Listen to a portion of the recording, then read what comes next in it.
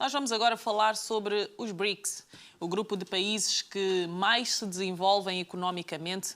Além da África do Sul, o grupo vai contar agora com mais 2 países africanos, Egito e Etiópia. Marco Bian está connosco para falar sobre isso agora mesmo. Marco, boa tarde. Bem-vindo de volta. Muito obrigado. Muitas férias, não é? Mais ou menos. Agora tenho vindo menos. A regularidade diminuiu um bocadinho. É bom sinal, acredito, também. A nível profissional, mais ocupado. Sim, sim. Muita gente ali a cometer atrocidades e que precisa de um advogado. Nem tanto. Pronto, mas tem a ver... Não, as pessoas estão-se a portar bem. Não é tanta atrocidade. Portem-se mal, por favor. Não, é? a fazer negócios. Eu gosto de negócios. Boa, boa. Isso é ótimo. Quem não gosta de negócios, não é? Gosto de negócios. Ainda bem, ainda bem. Sobre negócios também, direto ou indiretamente, é o que vamos abordar agora, a questão do BRICS. Sim, mas antes, vamos tentar situar aqui o nosso telespectador, para quem não sabe, o que é BRICS. Muito bem. O que é o BRICS? O BRICS, podemos explicar... Foi de certa forma, surgiu de um relatório da Goldman Sachs de 99. Um economista entendeu, fez umas suas estimativas e percebeu que estes países iam crescer nessa década, na década de 2000, 2010, a um ritmo muito mais elevado do que os que já faziam parte do G7. E ele propôs uma reforma do G7. Essa reforma do G7 não veio a acontecer por muitos motivos.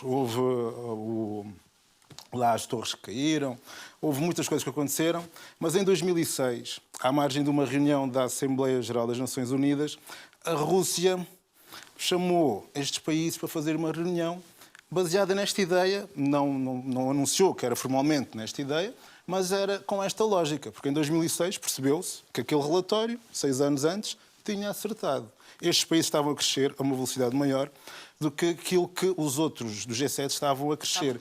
E há outras coisas também. Por exemplo, nós vamos a ver o G7, supostamente, é composto pelos países com o maior produto interno bruto.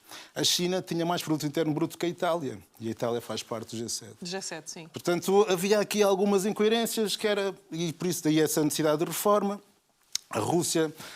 de fazer parte também do G7, que depois veio a chamar-se o G8, chamou-se G7 mais um. Depois veio o G7 teve algumas reformas, a Comunidade Europeia também passou a fazer parte do G7, mas não era a reforma que era precisa para atender às necessidades, primeiro, do hemisfério sul do mundo. E depois, porque o G7, a gente olha para o G7 e vê que é essencialmente o mundo ocidental. Não abrangia países orientais, nem países africanos, nem países da América Latina. E daí surgiu esta necessidade e vieram a ter reuniões regulares, uma vez por ano, reuniões que, a dado momento, passaram a ter importância de ter a participação dos chefes de Estado. E aí é que os BRICS começaram a ser mesmo uma realidade na nossa vida atual. Porque o que esta organização veio fazer é uma organização, mas não é uma organização como as Nações Unidas ou como a Comunidade Europeia. É uma organização muito informal. Por exemplo, não tem um acordo constitutivo, um tratado constitutivo. Ou seja, reuniram-se porque sim, e são eles porque sim. E mesmo na adesão veio a perceber-se, não é? Como é que se adera aos BRICS, e percebe-se que não há uma regra, uma espécie de constituição ou de estatutos. Os BRICS não têm isso. Não têm um secretariado executivo permanente, têm só consoante as necessidades, têm já uma certa organização, têm algumas instituições.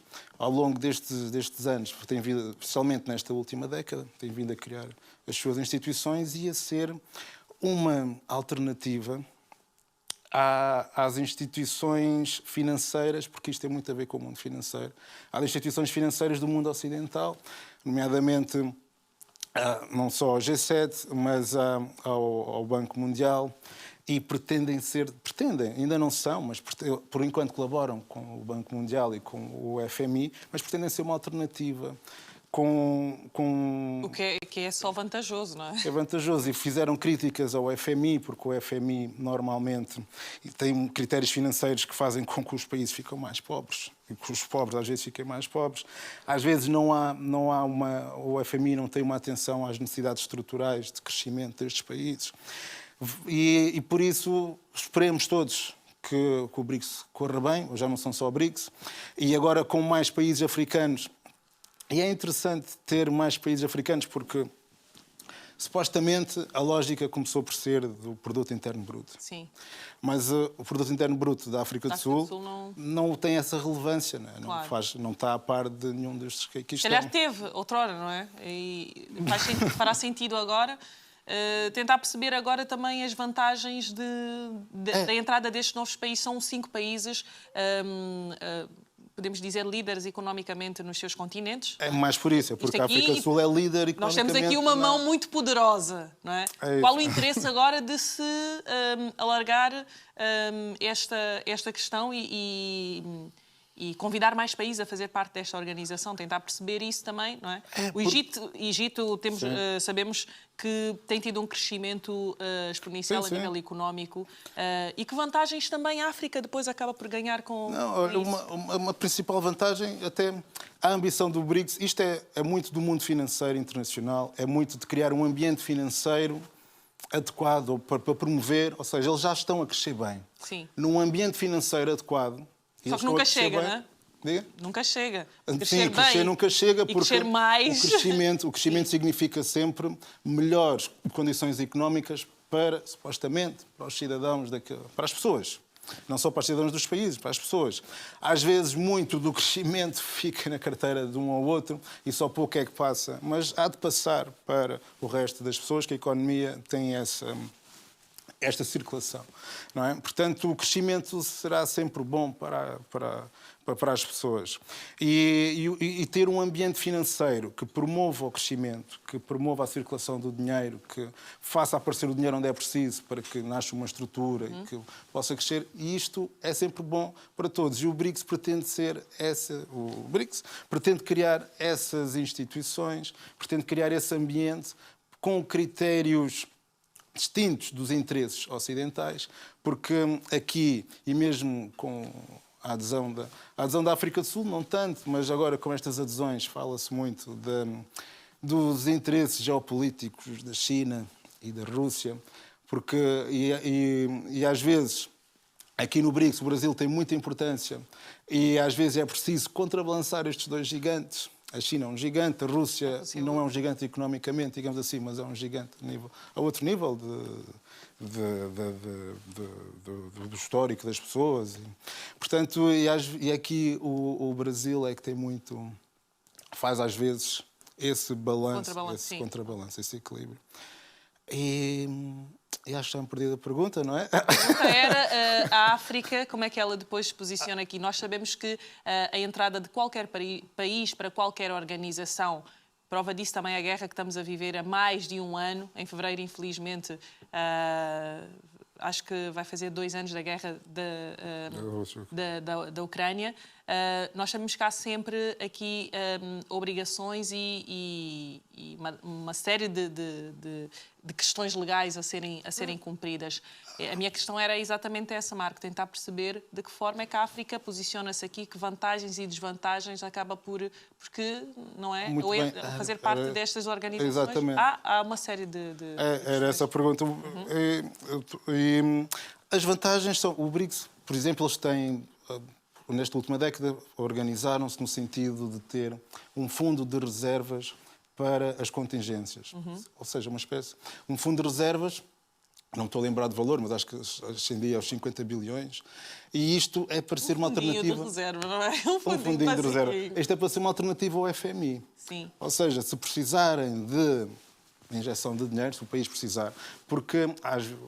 E estas instituições, o BRICS, como disse, comecei por dizer, é uma alternativa ao G7. O G7 surgiu na sequência do atestado de óbito de Bretton Woods, do Acordo de Bretton Woods. O Acordo de Bretton Woods era uma forma de estabilizar as moedas, uma forma de que se percebesse o valor das moedas. Conforme podemos entender, imaginemos, se em Angola se começam a emitir muita nota, aquela nota já não vale o mesmo para comprar algo num outro país. Claro. E mesmo no próprio país as pessoas sentem isso, mas às vezes fora é mais difícil ter-se essa noção. E os Estados, internacionalmente, criaram instituições para que isto fosse uma forma mais clara. E a referência era o dólar. Era e ainda é o dólar. O BRICS pretende alterar essa lógica, que a referência não seja o dólar. Já se fizeram acordos diretos, Brasil, com a China, sem com a referência da moeda, seja o dólar. Há outras formas de fazer essa referência. Como é que isto pode ajudar a África? Com estes investimentos. Por exemplo, nós em África há um problema com as agências de rating. Isto é tudo muito do mundo financeiro.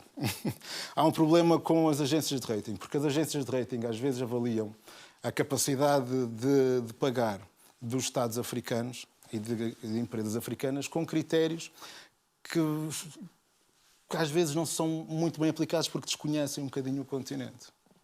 Às vezes estão sentados em Nova Iorque, bem longe de Kigali, e estão a avaliar esse Estado.